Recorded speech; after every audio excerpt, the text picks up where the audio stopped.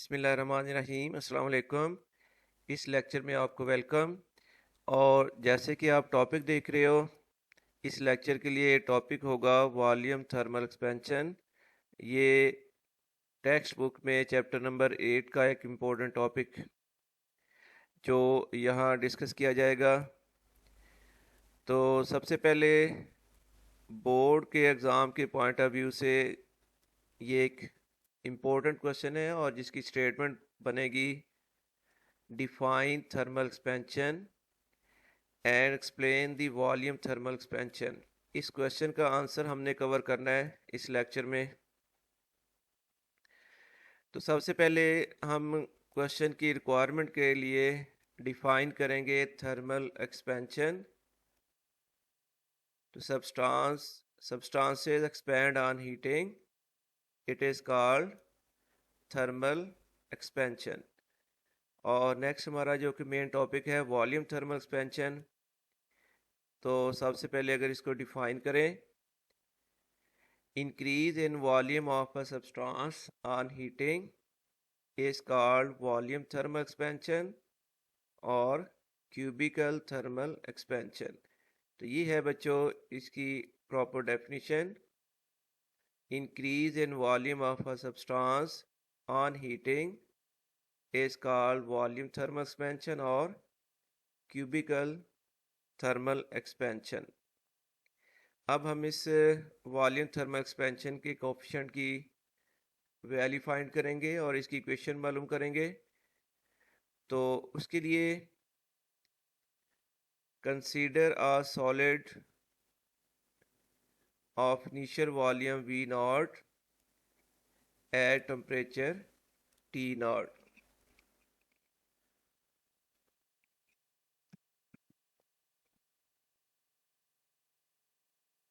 तो consider a solid substance of initial volume V not at temperature T not when temperature increases to T volume increases to V। यानी एक substance हम discuss कर रहे हैं जिसका इनिशियल वॉल्यूम है V नॉट और इसका इनिशियल टेम्परेचर है T नॉट यानी TO for original temperature.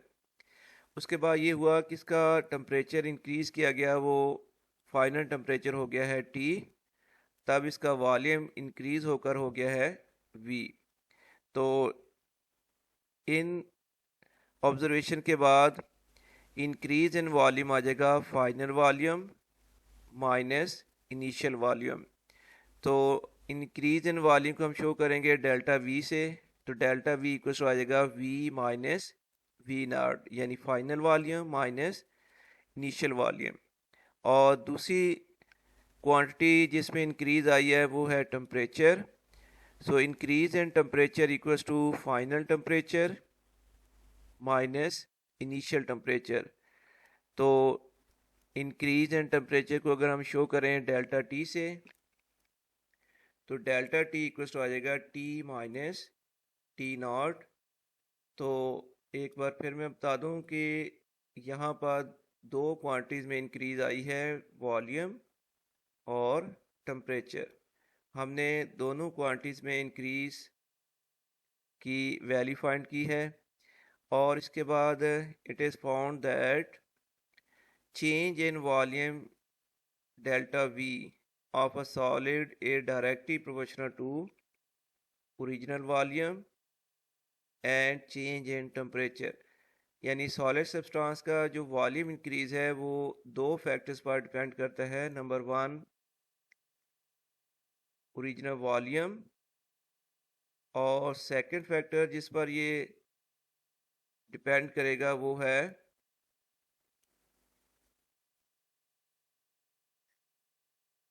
Change in temperature.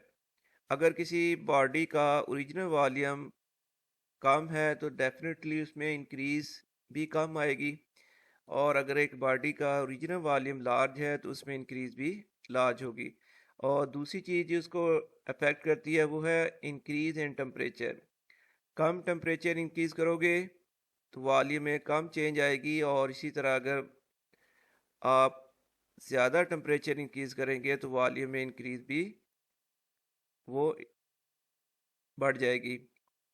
तो इन दो फैक्टर को अगर हम कंबाइन करें तो पहले हमने बताया है कि increase in volume is directly proportional to original volume V naught and increase in volume is directly proportional to change in temperature। ये है दो फैक्टर्स, इनको कंबाइन कर लेते हैं प्रोपोर्शनैलिटीज़ को, तो डेल्टा V प्रोपोर्शनल आ जाएगा V नॉट डेल्टा T, या इक्वेशन बन जाएगी delta V equals to beta V nought delta T। इसमें हमने यहाँ जो बीटा लिखा है ये है coefficient of volume thermal expansion, तो इसलिए डेल्टा वी फिर इक्वल टू आ गया beta V not delta T. इस बीटा को बाद में अभी हम डिफाइन करेंगे। अब जैसा कि आपको मालूम है डेल्टा वी इक्वल टू था वी माइनस वी नॉट, ये लिखा हुआ है delta V equal to V minus V nought. तो हम डेल्टा वी को रिप्लेस कर रहे हैं वी माइनस वी नॉट से, तो v minus V nought equals to beta V not delta T. ये माइनस वी नॉट को हम राइट साइड में शिफ्ट कर रहे हैं, तो इसके बाद फिर v इक्वल्स टू आ गया V nought plus beta V not delta T, या राइट साइड से आप वी नॉट कॉमन कर लें, दोनों टर्म्स में मौजूद है। तो देन v इक्वल्स टू आ जाएगा V nought into 1 plus beta delta t। This is the equation for volume thermal expansion, और इसमें v जो है वो रिप्रेजेंट करता है फाइनल वॉल्यूम, और v नॉट बॉडी का ओरिजिनल वॉल्यूम या initial volume, beta is the coefficient of volume thermal expansion, delta t is the change in temperature.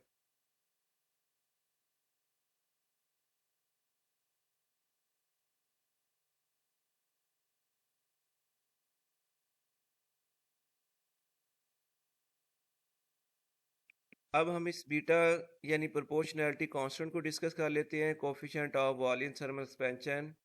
In question 2 beta is the proportionality constant and it is called the coefficient of volume thermal expansion. और इसको define करने के लिए पहले इसकी value find कर लेते हैं। तो फ्रॉम क्वेश्चन 1, ये है question 1, delta V equals to था beta V not delta T, या साइड को इंटरचेंज करें तो beta V not delta T equals to हो जाएगा delta V, then beta equals to आ जाएगा delta V over V not delta T. अब देखो कि अगर हम इस डेल्टा टी को यानी इंक्रीज इन वॉल टेम्परेचर को 1 केल्विन कर देते हैं, इंक्रीज इन टेम्परेचर अगर है 1 केल्विन, तो देन बीटा वी फिर इक्वल टू आ जाएगा delta V over V not, यानी delta V change in volume over आ जाएगा ओरिजिनल वॉल्यूम। तो this is change in volume over original volume, ये क्वांटिटी बन जाएगी फ्रैक्शनल इंक्रीज इन वॉल्यूम। तो इस तरह हम डिफाइन करेंगे फ्रैक्शनल इंक्रीज इन वॉल्यूम पर kelvin rise in temperature is called coefficient of volume thermal expansion, its SI unit is per Kelvin, क्योंकि डेल्टा V का यूनिट होगा क्यूबिक मीटर और V नॉट का यूनिट भी है क्यूबिक मीटर, वो cancel हो जाएंगी टर्म्स, तो बाकी यूनिट रह जाएगा 1 ओवर डेल्टा T का यूनिट, तो यानी 1 ओवर केल्विन, जिसको हम कह रहे हैं पर केल्विन। इसके बाद coefficient of volume thermal expansion और coefficient of linear thermal expansion में जो रिलेशन है वो है beta equals to 3 alpha. Alpha is the coefficient of linear thermal expansion और beta is the coefficient of volume thermal expansion. दूसरे word में ये कह लें कि वॉल्यूम थर्मल एक्सपेंशन जो है वो लीनियर थर्मल एक्सपेंशन के मुकाबले में 3 टाइम ज़्यादा है। तो coefficient of linear thermal expansion and volume thermal expansion are related as beta equals to 3 alpha.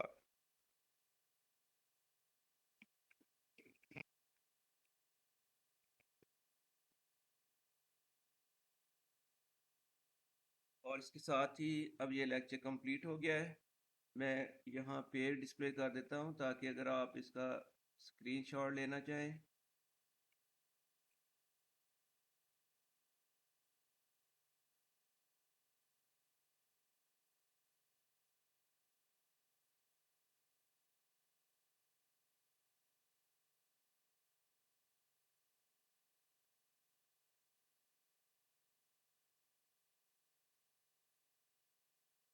और इसके साथ ही बच्चों ये लेक्चर कंप्लीट हो गया है। मुझे उम्मीद है आपको अच्छी तरह समझ आई होगी।